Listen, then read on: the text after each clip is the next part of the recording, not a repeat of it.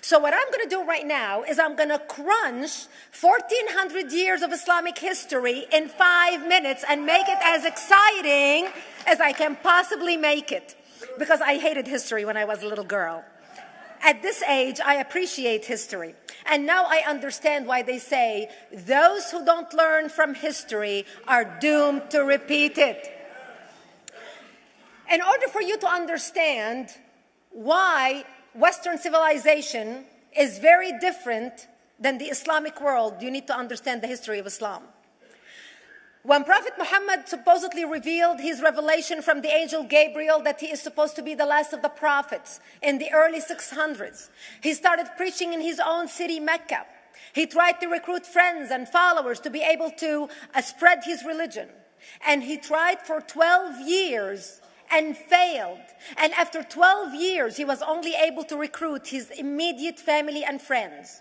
So he decided, if I go to Medina, which was the Jewish hub of Arabia, the business hub where the Jews lived, if I go there and preach my religion to them, if they accept me, that will buy me respect and stature between my own people, and they will accept me.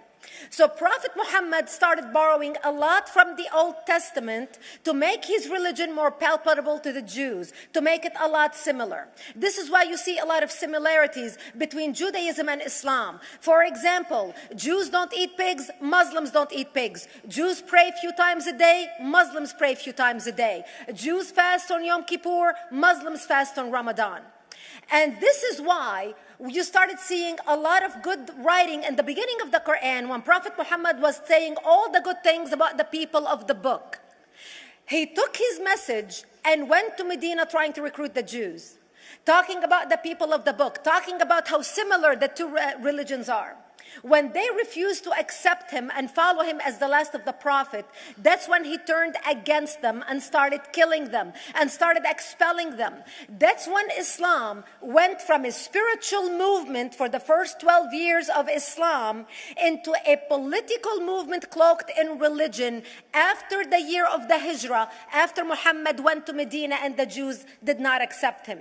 He became a military warrior and declared war on them and started expelling them. Jews and Christians became dhimmi, or second-class citizens. They were only allowed to stay alive and not be killed only by paying the jizya, or the protection tax. So they had a choice: convert to Islam, or if you want to stay alive, you have to pay the jizya or protection tax, living as dhimmi in the Islamic nation. Christians and Jews could not ring church bells. Jews could not blow the shofar. Christians could not ring church bells. They could not pray publicly. Christians and Jews could not gather together and build new churches or new temples. And the way they paid the jizya, or the protection tax, was in a monthly ceremony where they would get together downtown and the Jew would kneel on his knee and hand his goods to the mullah, who would take the goods as the price for buying the protection. And in many areas, Jews and Christians were given necklaces to wear as a receipt that they paid their jizya, or their protection tax. Jews considered najis under Islam. Najis is bodily fluid. Najis is garbage. Najis is dogs. Najis is dirty. So Christians and Jews were treated as second-class citizens. Islam continued to grow. As Islam grew, more people became dhimmi, or second-class citizens. Jews and Christians were given identifiable clothing. The yellow star, which was given to the Jews, that most people think is a German invention. It was actually an Islamic invention in the 9th century in Iraq by the second Khalif al-Mutawakkil of Iraq, who invented the yellow star for the Jews to be identified as they walked down the street. Because Jews were considered najis, if a Muslim man or a Jew walked on the same side of the street, the Jew had to cross the other side so the Muslim man can walk, so he's not dirtied by the filth of the Jew. Christians were given the zunnar, the belt, which most of you men are wearing right now. That was an Islamic invention for the Christians. Islam continued to grow. They went all the way to Jerusalem. They conquered Jerusalem. Christians couldn't ring their church bells in Jerusalem. The Pope in Rome in 1090 told the Christians, how could you sit idly by and allow your brethren to suffer like this in the Holy Land? You need to go liberate the Christians. You need to go help the Christians. That's why the Crusaders were launched. The Crusaders were not launched because they just felt like waking up in the morning and going and converting a bunch of Muslims or beheading them. The Crusaders were launched to liberate Jerusalem. And they were able to liberate Jerusalem for less than 100 years before Salah ad-Din al-Ayyubi, Saladin, took it back, and Jerusalem remained under Islamic control until 1967, when the State of Israel liberated Jerusalem, where Christians, Jews, and Muslims could pray under the same sky.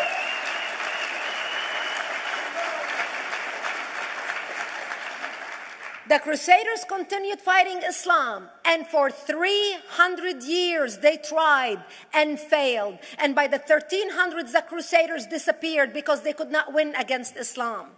Islam continued to expand. They went all the way to Central Europe. They went all the way to China. They went to India. They conquered Spain. They changed the name of Spain from Spain to Andalusia.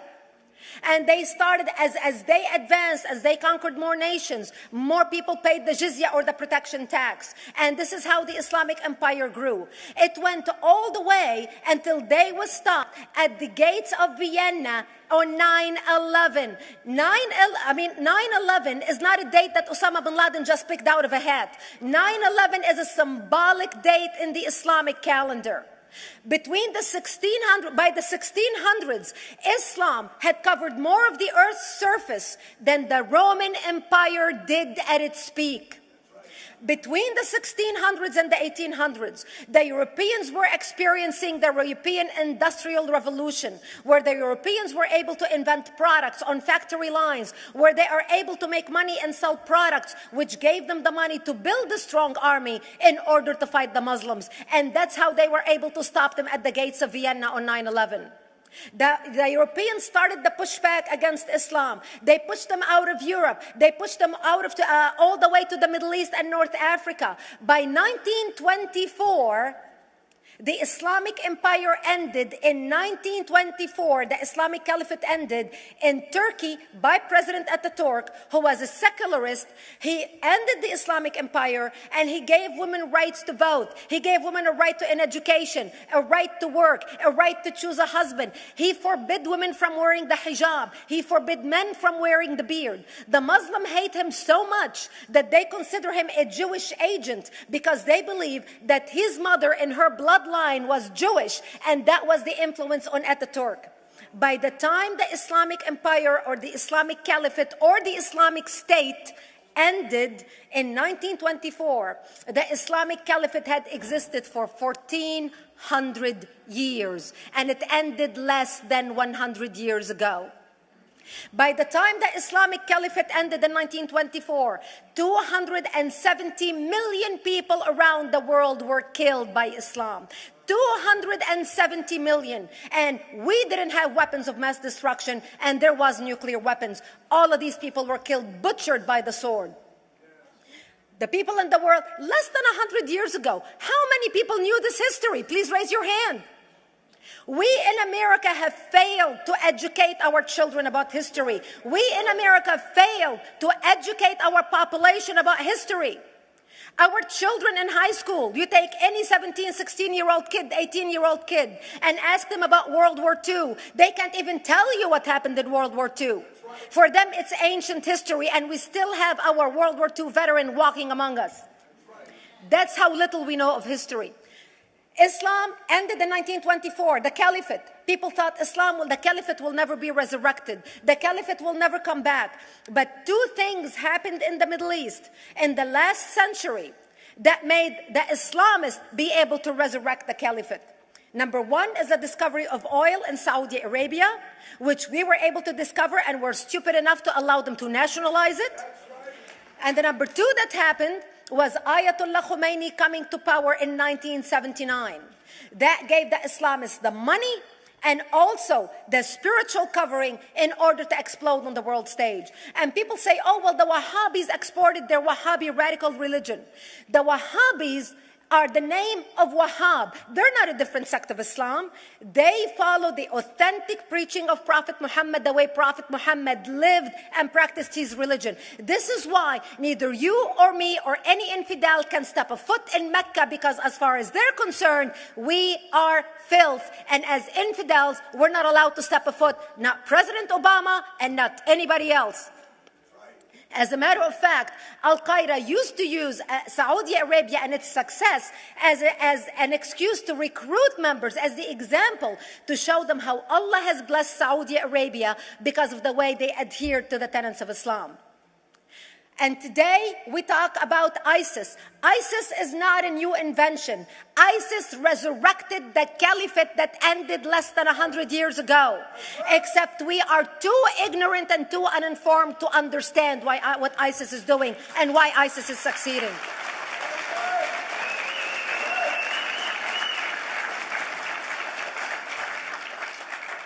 Two things you need to understand about Islam and the principles of war in Islam. One is the law of taqiyya, which means lying and deception. It means that a Muslim man can lay his hand on the Quran and swear that he is telling the truth, knowing that he is lying, but also knowing that the Quran will forgive him because he is advancing the cause of Islam. The second thing you need to know about is that the Treaty of Al-Hudaybiyah, which is an Islamic principle of war and a model on how to deceive your enemy when you have to sign peace treaties with your enemy. And it is based on an example by Prophet Muhammad. Prophet Muhammad was attacking the Meccans and their caravans when he was living in Medina. One day he attacked them because this is how he got the goodies. He would attack them, rob them, and spread the goodies among his men. And this is how he was able to recruit, because this is how people made money without working.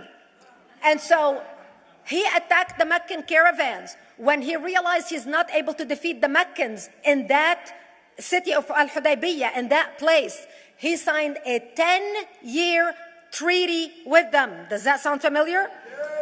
A 10-year treaty with them that says he will not attack them, he will have peace with them, he will not declare war on them. Muhammad used the treaty for 2 years to build his military, strengthen his army, and when he realized he was strong enough to attack his enemies when they least expected it, because they thought they had a peace treaty with Muhammad, he broke the treaty, attacked them 2 years later, and Mecca fell within 24 hours because they were not expecting the attack. And that became a principle of war in Islam. And to give you an example of how that is practiced, this is why anything signed with Iran means nothing to them.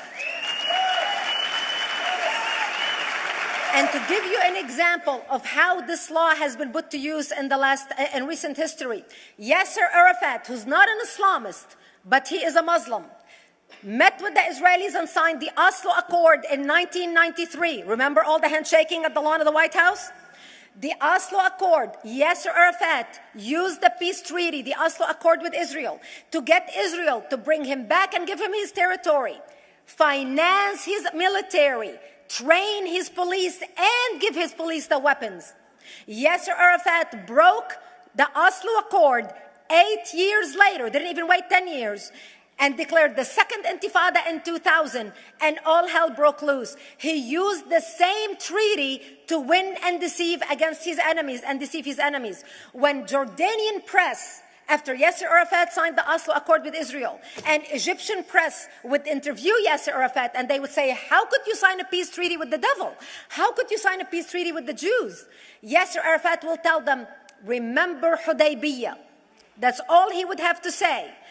The whole Muslim world knew exactly what Yasser Arafat was talking about. We in the West and the Jews in Israel, it was over their heads. Nobody understood what Hudaybiyah was referring to. And this is the type of deception that we are dealing with. So when Iran signs a peace treaty with the United States for 10 years, they are using us as useful idiots, as gullible, ignorant people who are signing a peace treaty with the devil in order for Iran to continue her thing. In this deadly game of thrones, there's no place for America or for Israel. We don't have to gamble with our future and with our children's future. Elie Wiesel. And I wish I could promise you, Elie, that the lessons of history have been learned. That is why it is so important to be wise about who we're going to put in the White House next year.